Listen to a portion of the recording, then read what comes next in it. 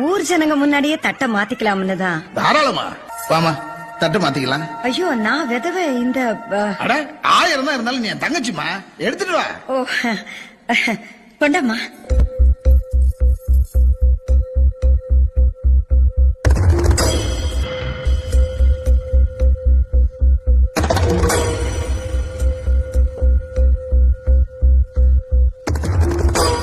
என் மகன் படையப்பனு உங்க மக வசுந்தராவுக்கு கல்யாணம் பண்ணி வைக்க எனக்கு சம்மதம்.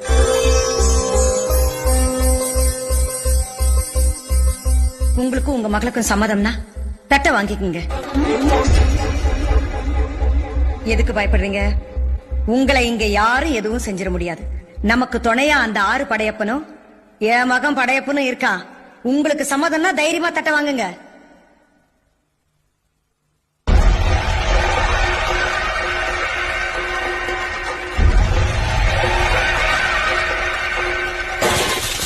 இப்ப என்ன சொன்ன?